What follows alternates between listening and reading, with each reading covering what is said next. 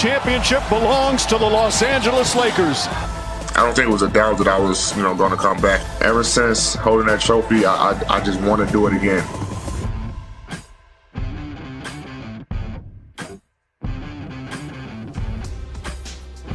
Good morning. What's going on, everybody? Welcome into First Take on a Feel Good Friday, fellas. We have a big show today.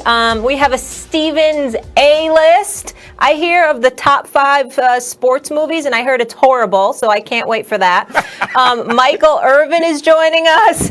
That's what I heard, Stephen A. There's just one movie I want to make sure is on that list, Molly. Joining us. No one that has ever associated the word horrible with me, so I'm not worried about that.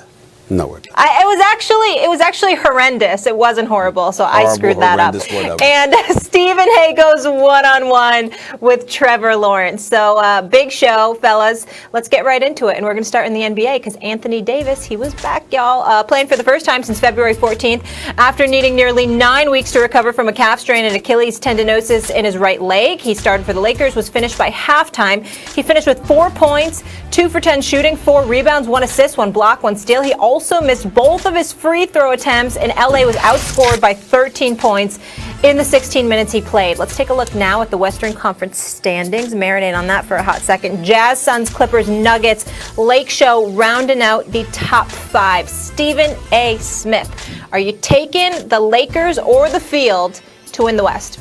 Well, I haven't jumped off the Lakers bandwagon. I've always said that if LeBron and AD are healthy, they're going to be fine. But I must acknowledge, I ran into a couple of Lakers while I'm out here in LA, and obviously I know a lot of people within the organization, and consistently, while everybody acknowledges the health of Anthony Davis is vastly improved, they talk about being concerned about the conditioning. That's all that we're talking about here. But the flip side to it is that what I'm recognizing is this: Anthony Davis, 4 points, 4 rebounds last night, 17 minutes or so. You got to believe in LeBron James because these brothers just know how to play. They're 2 of the top 5 players on the planet as far as I'm concerned. But I can't ignore what I'm seeing out west with the Phoenix Suns, and specifically with the Los Angeles Clippers as well. They're the number 3 seed in the Western Conference. They're the top shooting 3-point shooting team in the league. And so when I look at the formidability of the Los Angeles Clippers and the way everybody's flowing, then I start saying, okay, Anthony Davis is going to have his A game, and LeBron James is going to have his A game. Are we sure they're going to have their A game?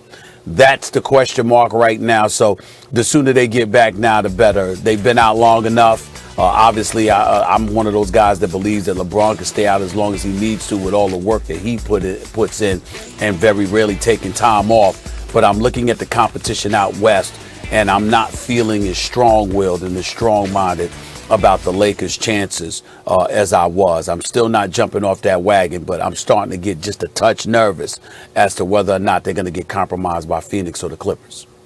If you ask me who am I taking, if you ask me who I'm taking to get out of the West, the answer is the Lakers. If you ask me, am I taking them against the field or the Lakers, I'll make the Lakers the odds-on favorites.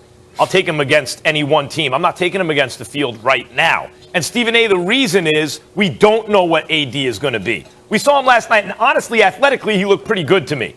Rusty. He's rusty, conditioning, rust, I get it. But we need to know he's going to be at 100%. I don't think 80% does it in this Western Conference. Now, they caught a break in the sense that Jamal Murray's not going to be around because the Nuggets will be so live. But there are 3 other teams they're going to have to get through, most likely 2 of them, to get out of the West. And even if I like them by a little against either one of them, both together, look, the Suns, as you mentioned, this team, let's go back to the bubble.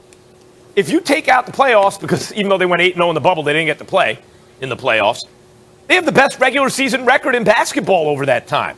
The Suns have been among the powerhouses all year this year, and they were 8-0 in the bubble. They added Chris Paul.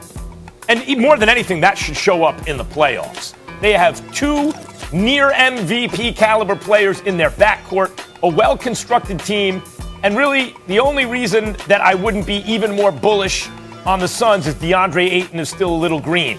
So I do like the Lakers against the Suns, but I think the Suns give them a run for their money. And then the Jazz been the best team in basketball kind of all year. You know, I don't believe in them in the playoffs. as much as the team I'm about to mention, but you have to think that they are live. And the team, what they did with the Nuggets last year was a first-round series. That's the best one you're ever going to see among them. The Clippers. You mentioned it, Stephen A. The Clippers, they're going to need AD to be dominant against the Clippers because the Clippers have some bodies. So Ibaka hasn't played in a minute now. And Zubac and stuff, but what are you really going to do with AD if you're the Clippers? You got some wings. No one's going to stop LeBron, but you have as good matchups as you could possibly ask for against LeBron in both Paul George and Kawhi Leonard. And you have guys who really know how to play, like obviously Rondo and Nick Batum, and I mentioned Ibaka, and guys off the bench who can score. The Clippers are dangerous. The Jazz are dangerous. The Suns are dangerous. The Nuggets would have been. I like the Lakers against any one of them, Stephen A., but I can't say they're better than 50-50 to beat at least two of them. LeBron James has missed 18 games this year. Anthony Davis has missed 35. And the rest of the teams in the conference are playing together for the most part. I mean, Kawhi is Kawhi, so he takes time off when he needs to because of the injuries he sustained years ago with San Antonio and how guarded he is about that.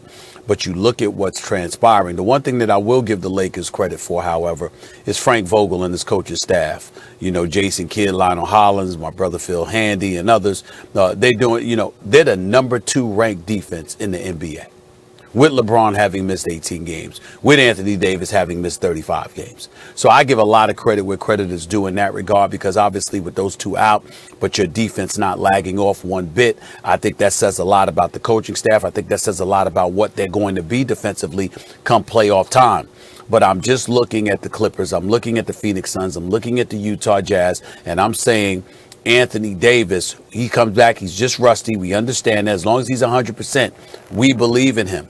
But you got to remember, one of the things that I don't like, and I want to make sure I point this out. You know what? The Lakers can't just be big. They have to play big. When I see Anthony Davis, even though he can hit those shots, I just don't want to see Anthony Davis shooting a bunch of fall-away jump shots. I don't mind it every now and then, but he's got to be a man amongst boys come these Western Conference playoffs. He's going to have to make noise in the interior on both ends of the floor. Shooting fall-away jump shots from 17 feet away ain't cutting it. I'm just telling you that right now. I don't give a damn how great he is.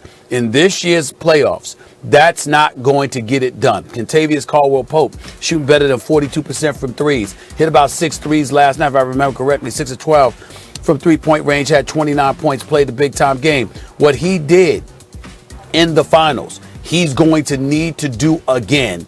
And Anthony Davis is going to have to play big on both ends of the floor as well in order for the Lakers to be what we expect them to be. When AD was last seen on a court in the playoffs, he was the best big in the game. He was proving it again.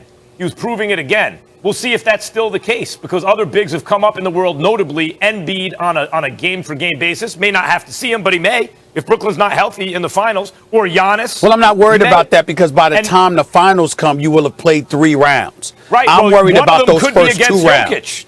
One of them I'm worried about the first 2 rounds. One of them could be against Jokic, but at any rate, first round. AD is going to have to be dominant. We agree on that. Let me say something else. Boogie Cousins recently said he's tired of the Paul George slander. I hear you. Paul George is a great player. He's excellent. But Paul George is going to have to perform big in the playoffs. My point is, if he does, and we've seen players, just because they haven't been great in the playoffs in the past doesn't mean it's going to be that way forever.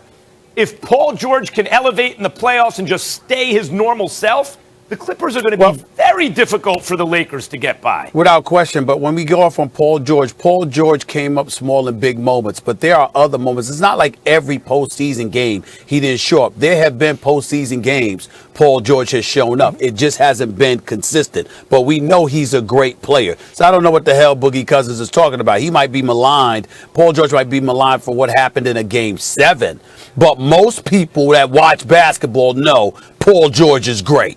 He's going to have to be consistently great in the playoffs. Yeah. And then it's going to be a problem for the Lakers. And Jokic will get the Lakers in the first round. If the players were to begin today, he'd get them in the first round, which could cause a problem for the Lakers if they ain't ready. Mm-hmm. If the Lakers repeat, they break a tie with the Boston Celtics for most titles all time to the